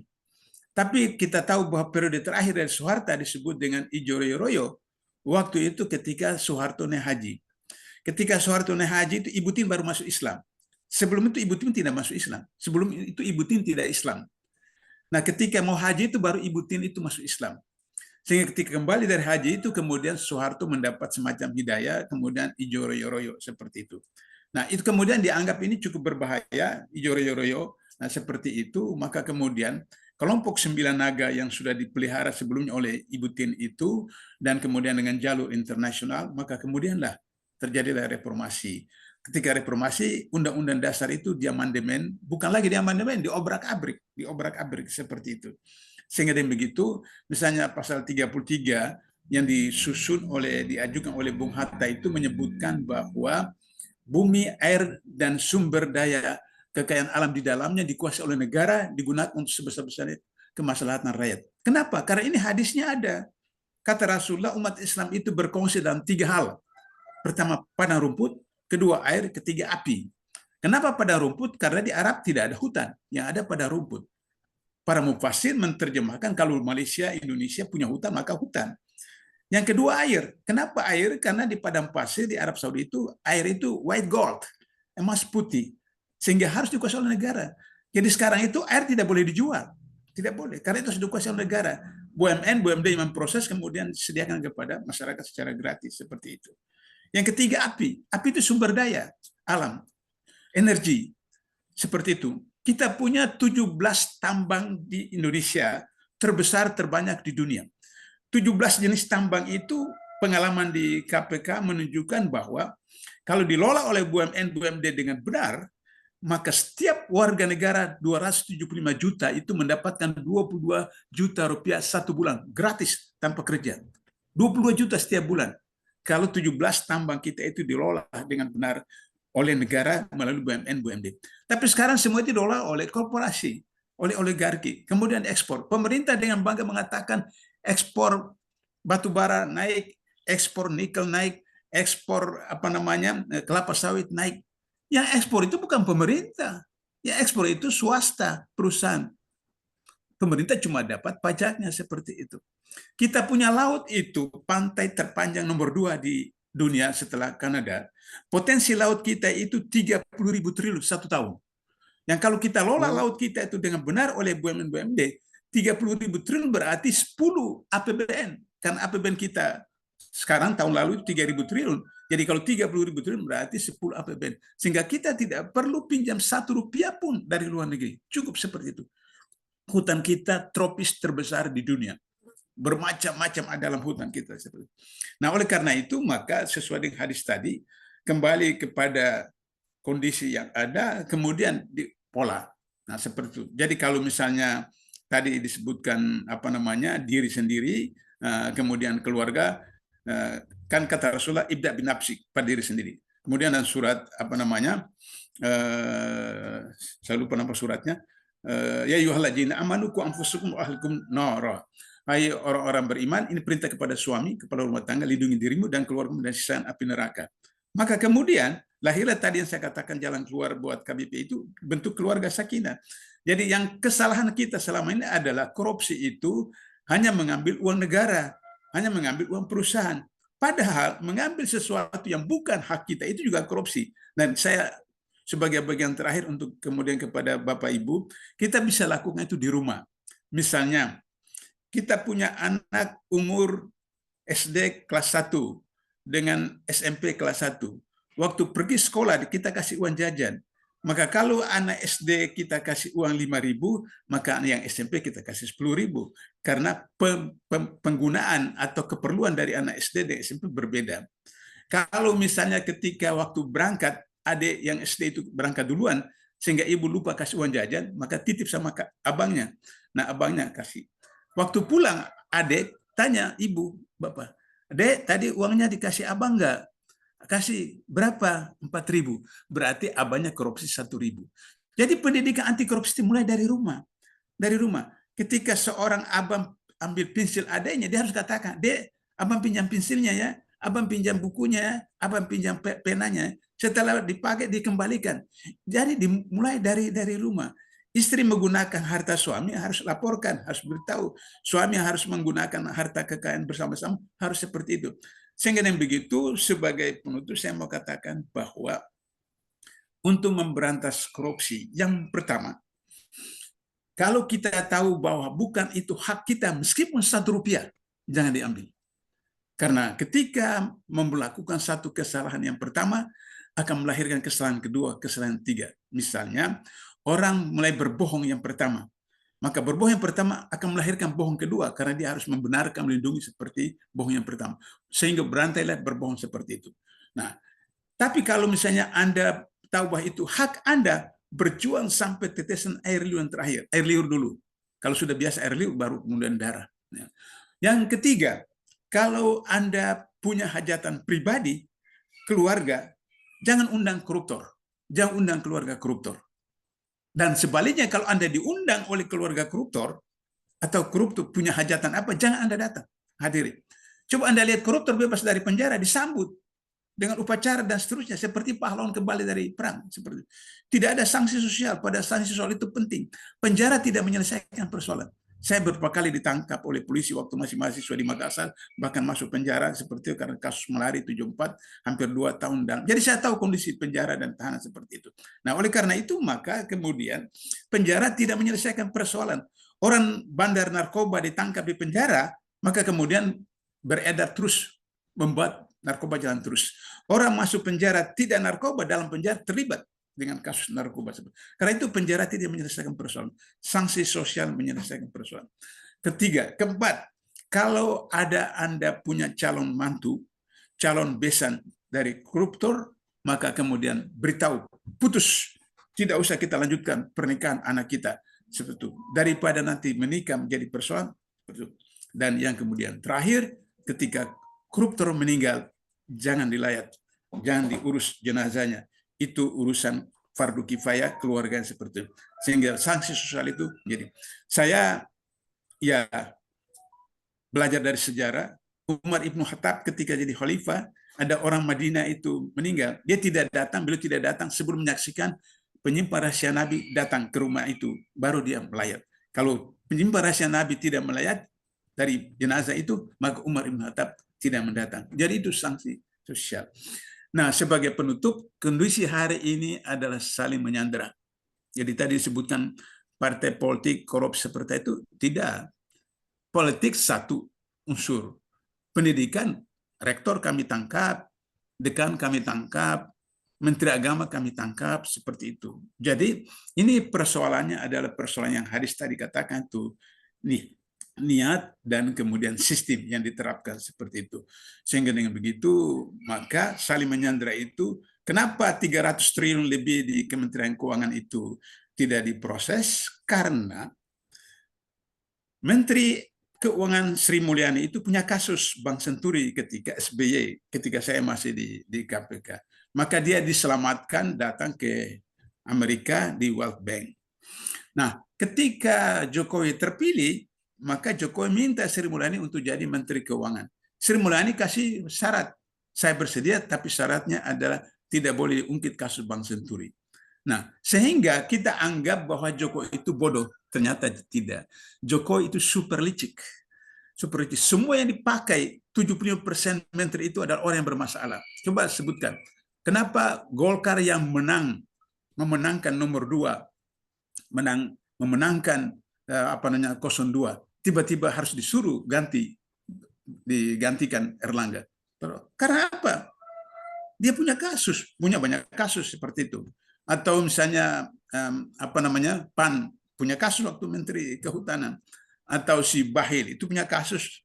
Hampir semua menteri itu punya kasus. Disitulah hebatnya Jokowi, tentu dengan skenario dari oligarki untuk menguasai mereka seperti itu. Sehingga apa cara keluarnya? Sebagai bagian akhir, Yahudi itu tidak takut 7 juta di Monas, 10 juta, 15 juta tidak takut. Yahudi hanya takut 2 hal dari umat Islam. Perhatikan Gaza sekarang sudah 40.000 lebih korban. Berapa juta umat Islam di Timur Tengah. Kalau mereka itu bersatu, tidak usah pakai peluru kendali, tidak usah pakai meriam, tidak usah senjata. Mereka meludah saja pada waktu yang sama, Israel itu hanyut tenggelam. Tapi kan tidak. Nah, oleh karena itu, maka saya mau sampaikan, Yahudi itu takut. Pertama, orang Islam salat subuh sama dengan salat Jumat. Yahudi takut. Karena mereka baca Quran, mereka baca hadis. Yang kedua, blokade ekonomi. Perhatikan 97, Golkar 60% terbesar di dunia. Tapi begitu ekonomi kolaps 98, Soeharto lengser. Jadi sekarang satu-satunya cara keluarga besar PI, sampaikan kepada keluarga besar PI, kepada anggota dan seterusnya, pertama, jangan lagi ke supermarket, jangan lagi ke Indomaret, jangan ke Alfamaret, dan Maret yang lain, kecuali Muhammadiyah Maret atau 212 Maret. Yang kedua, kalau punya duit di bank, kalau sedikit, ya udah ambil, kasih pada istri, beli emas, beli perhiasan. Kalau banyak, konversikan kepada logam mulia. Apakah emas atau kemudian perak, simpan di bank syariah, sewa safety box, simpan di sana. Seperti itu. Yang ketiga, kemudian kalau mau belanja saja ke pasar tradisional. Karena pasar tradisional masih mayoritas pribumi, sehingga kemudian bisa mempengaruhi. Yang terakhir adalah jangan lagi orang KBPI merokok, karena merokok itu membesarkan Sampurna, 1 dari 9 naga itu adalah rokoknya dibeli oleh umat Islam yang mayoritas ada di Indonesia. Saya kira itu catatan akhir saya. Kalau ada yang terlupa, saya minta maaf, kecuali kalau moderator mau tambahkan, silakan. Tapi waktunya ini sudah 7:30.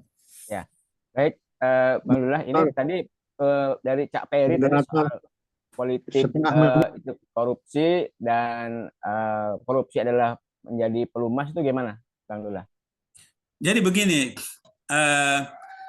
saya ingin tadi dari Kalimantan Selatan itu pilkada yang lalu, Gubernur Kalimantan Selatan itu menghabiskan 700 miliar. Kenapa? Karena dia bos batubara di Kalimantan Selatan. 700 miliar, hampir 1 T. Taman Birin ya? Di Kalimantan Selatan, yang pilkada yang lalu, bukan pilkada yang sekarang. Kemudian yang pemilu sekarang, legislatif, di Sulawesi Selatan, anak seorang menteri yang sekarang masih aktif, dapat suara tertinggi di Sulawesi Selatan, 250.000 suara. Suara tertinggi. Berapa dikeluarkan? 250 M. 250 M. Seperti itu.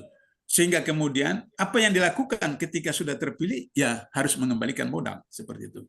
Nah, persoalannya adalah bahwa setelah Pilpres selesai, belum Pilpres, tapi baru selesai masa kampanye, teman dari Malaysia telepon saya, Pak Abdullah, 50% penduduk Indonesia itu miskin. Sebagian besar mereka tinggal di Jawa, Jawa Barat, Jawa Tengah, Jawa Timur, Jogja, dan seterusnya. Ketika Prabowo mengatakan memberikan makanan gratis, selesai persoalan. Karena lebih 50% rakyat Indonesia itu masih miskin dan bodoh. Dan itu benar, ternyata. Dari data-data 50,sekian% yang hasil KPU itu memang bukan manipulasi. Memang 50,sekian% itu fakta. Saya sudah cek di satu situs teman-teman yang punya yang betul itu betul.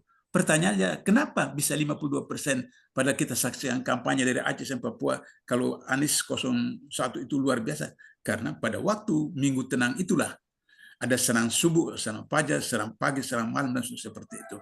Karena kualitas umat Islam kita masih ditentukan oleh 20.000, 50.000, 100.000, seperti itu. Nah, oleh karena itu, maka kesadaran untuk hal itu harus disosialisasikan, dikembangkan khususnya oleh KBPI. Jangan lupa bahwa banyak ada juga PI atau KB yang kemudian memilih 02 seperti itu. Sama juga dengan misalnya mayoritas di kabinet itu alumni HMI seperti itu. Ada yang senior saya, ada satu angkatan saya, ada yang junior saya. Waktu saya di KPK, saya tangkap teman satu asrama saya, sama-sama tinggal di HMI, sama-sama LK2, saya tangkap seperti itu. Begitu juga beberapa yang lain seperti itu. Nah, oleh karena itu, maka harus kita perbaiki, ada memperbaiki pribadi, menjadi insan yang beriman, bertakwa. Yang kedua, memperbaiki sistem. Baik sistem di keluarga, sistem pemerintahan masyarakat. Kalau sistem itu baik, maka korupsi bukan lagi merupakan pelumas. Kata Profesor Sumitro, Bapak Prabowo mengatakan 30% setiap tahun APBN itu bocor karena urusan-urusan domestik, yaitu perjalanan dinas, kemudian suap menyuap dan seterusnya seperti itu. Nah, jadi oleh karena itu maka sistem Islam itu infrasistem, Islam itu sistem seperti itu. Sehingga demikian ketika Islam itu diterapkan sistem itu, dan hasil survei beberapa tahun yang lalu ternyata kemudian negara-negara dunia yang paling Islami adalah New Zealand. Itu hasil survei. New Zealand. Padahal New Zealand kita tahu bukan penduduk Islam seperti itu. 1-2 saja seperti itu. Tapi mereka melaksanakan ajaran Islam. Atau misalnya Buya Hamka waktu datang ke Kairo, dalam buku kisah beliau, datang ke Kairo, menemukan orang Islam, tapi tidak menemukan ajaran Islam.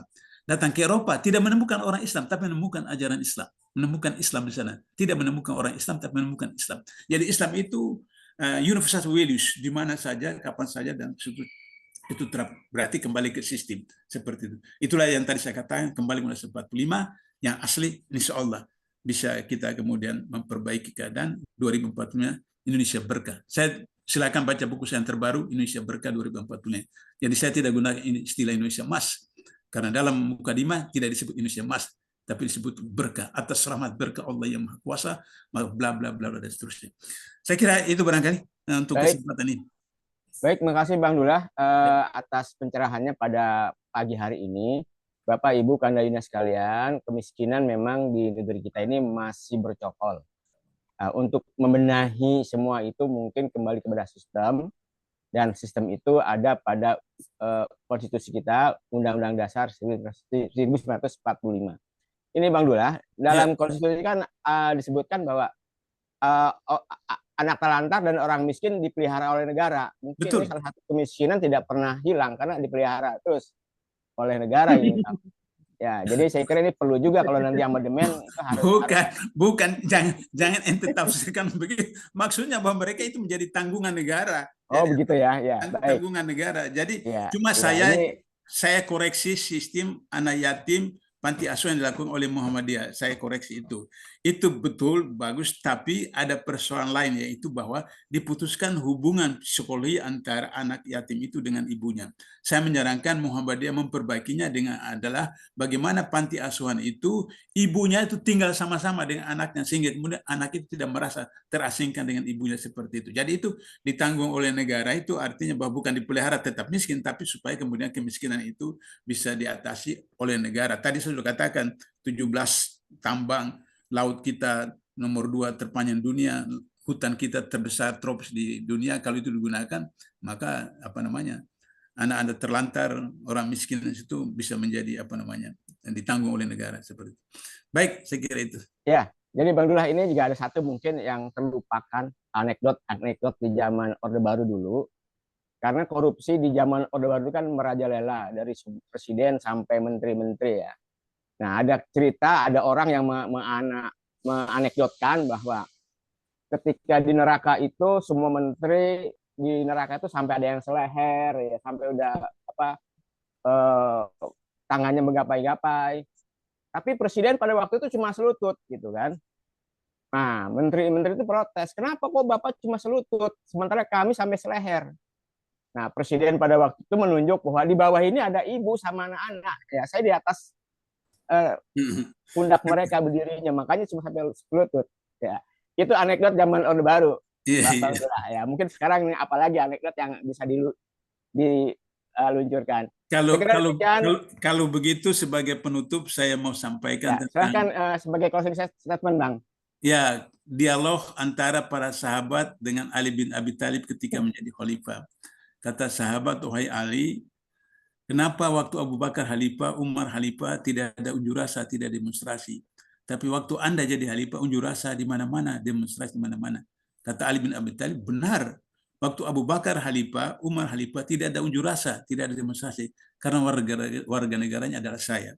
Ketika saya jadi khalifah, unjuk rasa di mana-mana, karena warga negaranya adalah sampean. Jadi, dari kisah Ali bin Abi Thalib itu kita paham bahwa pemimpin itu representasi dari rakyatnya. Jadi kalau Jokowi seperti begitu, representasi dari rakyatnya. Yang pilihkan rakyat seperti itu. Jadi kalau di tempat Anda ada 99% di RT Anda itu pencuri, waktu pemilihan ketua RT, yang terpilih siapa? Yang pencuri jadi ketua RT. Begitu terus sebenarnya.